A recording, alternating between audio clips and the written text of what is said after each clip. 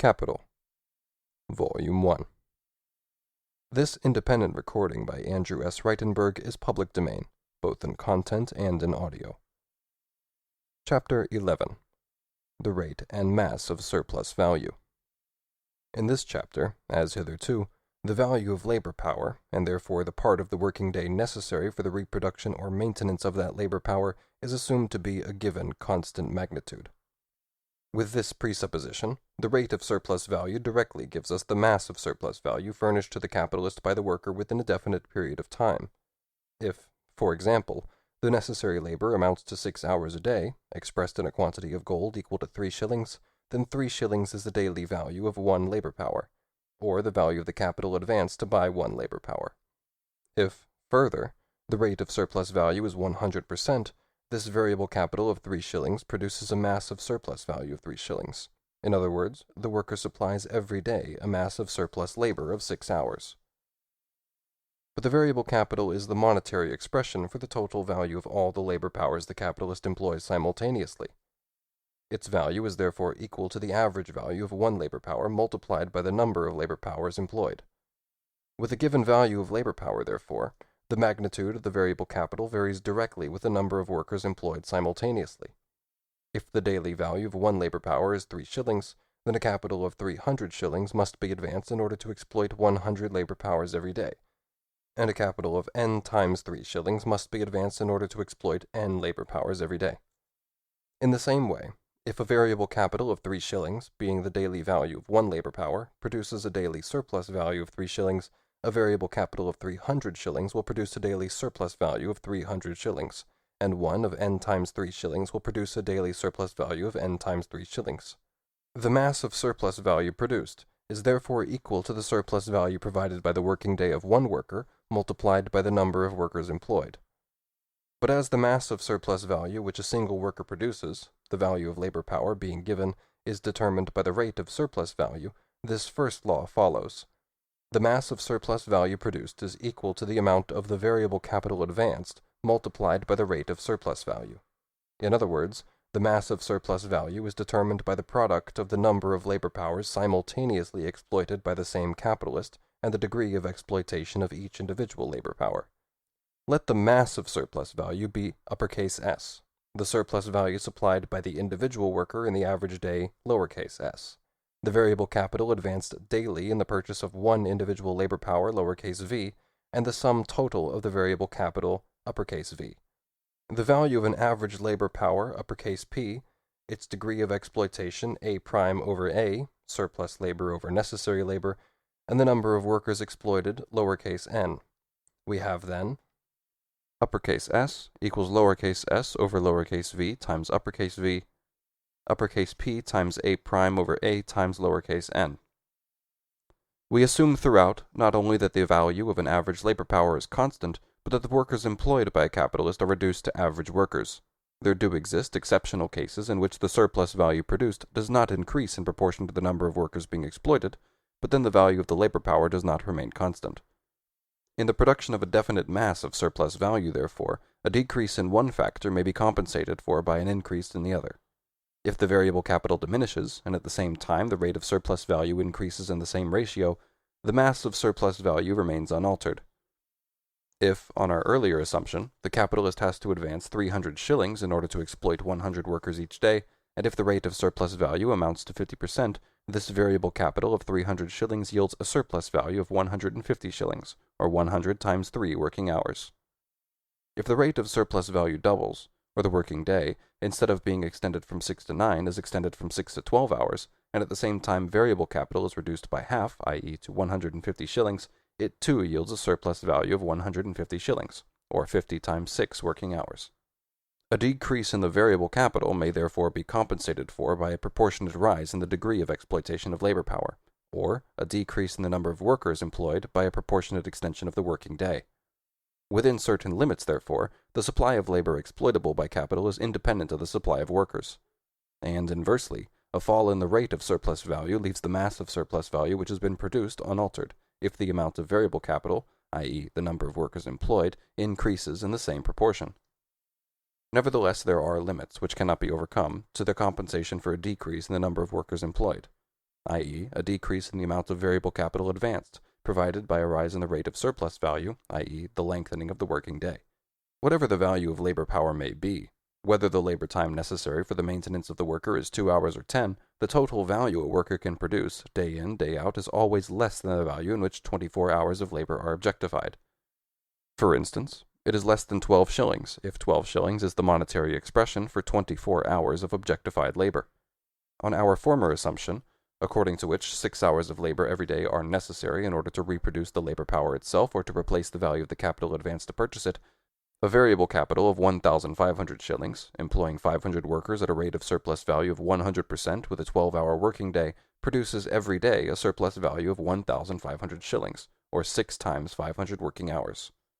A capital of 300 shillings, employing 100 workers a day with a rate of surplus value of 200%, or with a working day of 18 hours, only produces a mass of surplus value of 600 shillings, or 12 times 100 working hours, and its total value product, the equivalent of the variable capital advanced plus the surplus value, can day in, day out, never reach the sum of 1,200 shillings or 24 times 100 working hours. The absolute limit of the average working day, this being by nature always less than 24 hours, sets an absolute limit to the compensation for a reduction of variable capital by a higher rate of surplus value, or for the decrease of the number of workers exploited by a higher degree of exploitation of labor power. This self-evident second law is of importance for the explanation of many phenomena, arising from the tendency of capital to reduce as much as possible the number of workers employed, i.e., the amount of its variable component, the part which is changed into labor power, we shall develop this tendency later on, which stands in contradiction with its other tendency to produce the greatest possible mass of surplus value. On the other hand, if the mass of labor power employed, or the amount of variable capital increases, but not in proportion to the fall in the rate of surplus value, a diminution occurs in the mass of surplus value produced.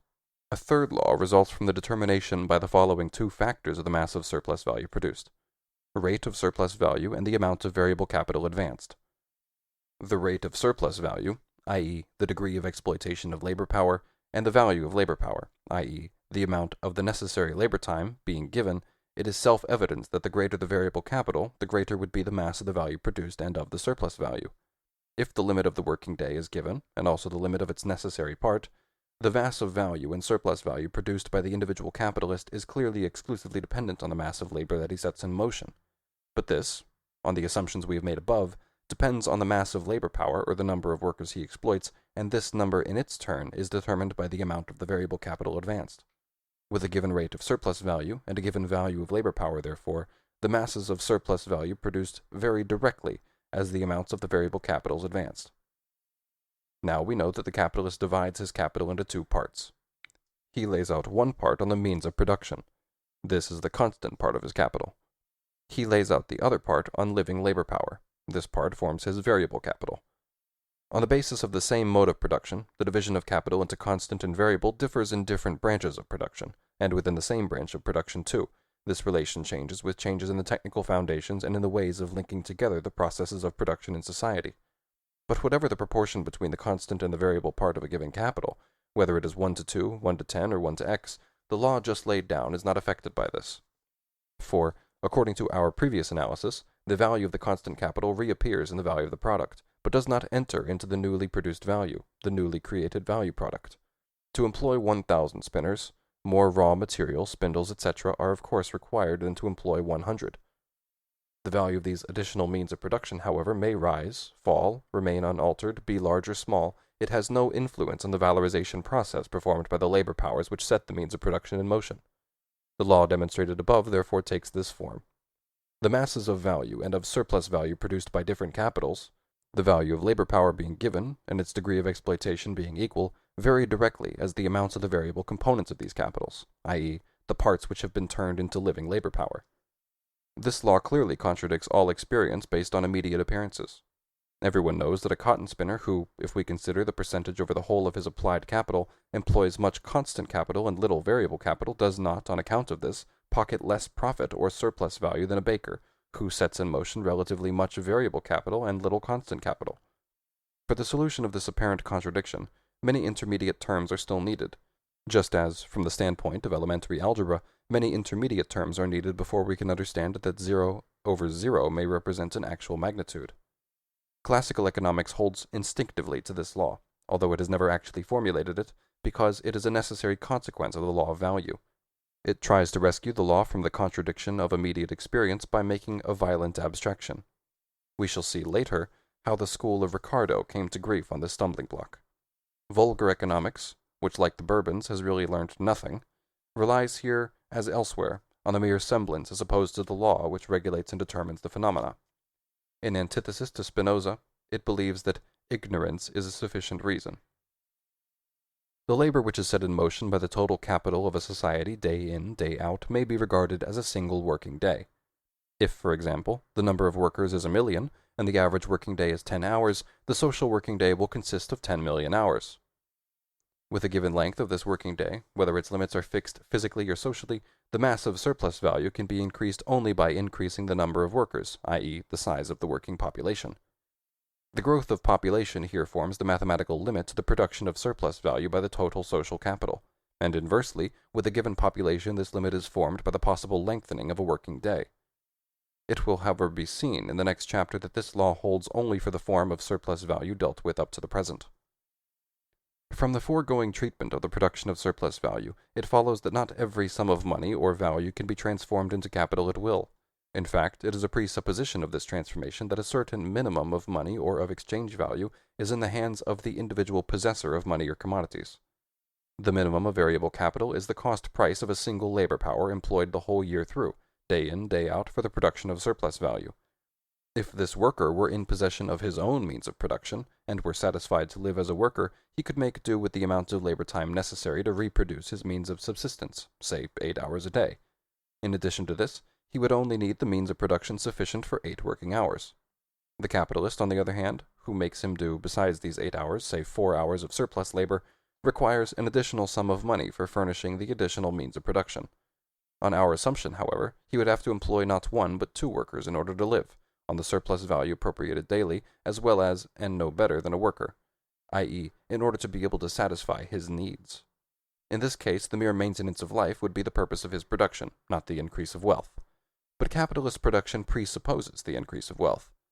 To live only twice as well as an ordinary worker, and, as well as that, turn half of the surplus value produced into capital, he would have to multiply the number of workers and the minimum of capital advanced by 8.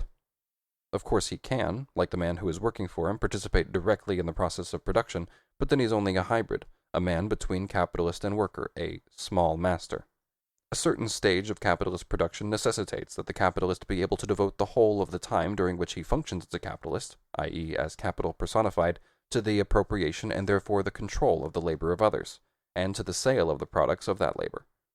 The guild system of the Middle Ages, therefore, tried forcibly to prevent the transformation of the master of a craft into a capitalist, by limiting the number of workers a single master could employ to a very low maximum.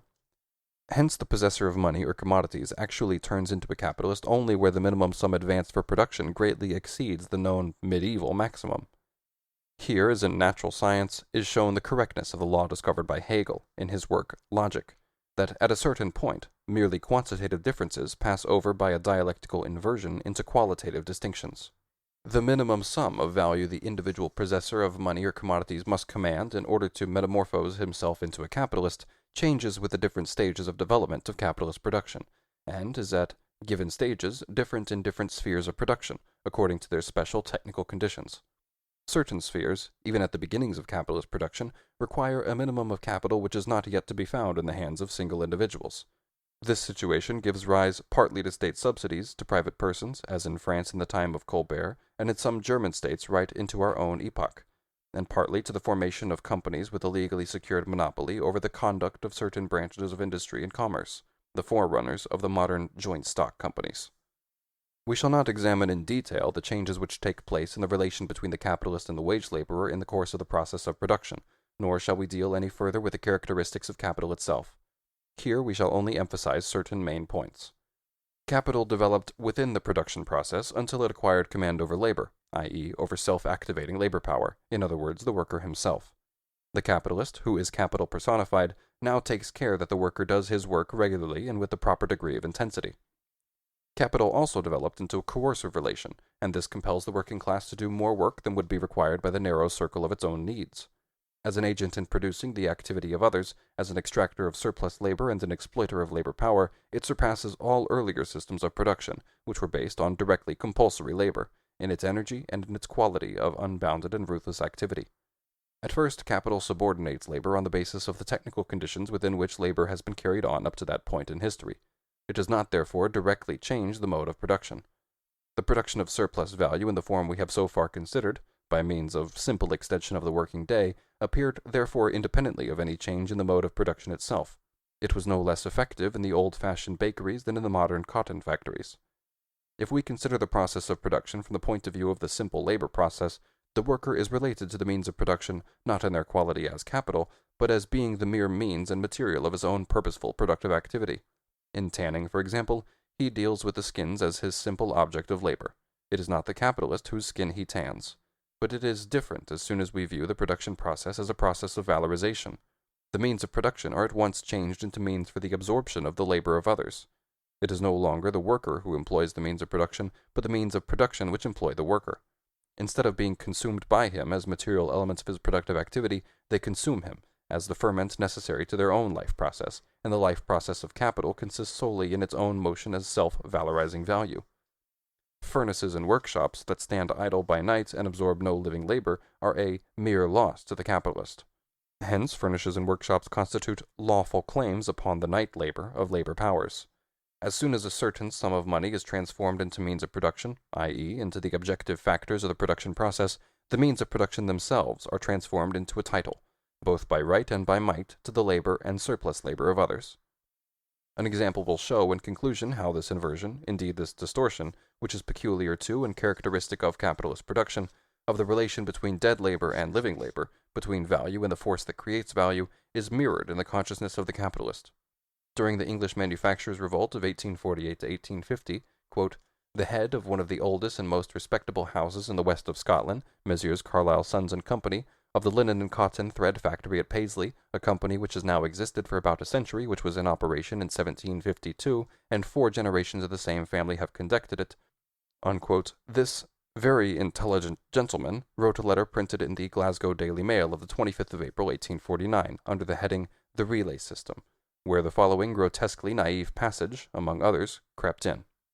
Quote, let us now see what evils will attend the limiting to 10 hours of the working of the factory. They amount to the most serious damage to the mill owner's prospects and property.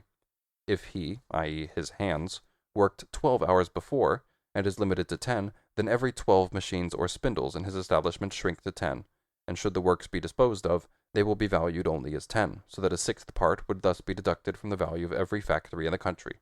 In this west of Scotland bourgeois brain, which has inherited the capitalist qualities of 4 generations, the value of the means of production, spindles, etc., is so inextricably confused with the quality they possess as capital of valorizing themselves, or swallowing up every day a definite quantity of the unpaid labor of others, that the head of the firm Carlyle and Company actually imagines that if he sells his factory, not only will the value of the spindles be paid to him, but in addition their power of self-valorization, not only the labor contained in them, which is necessary to the production of spindles of this kind, but also the surplus labor which they help to pump out daily from the brave Scots of Paisley. This is why he thinks that, with the shortening of the working day by 2 hours, the selling price of 12 spinning machines dwindles to that of 10. End of Part 3.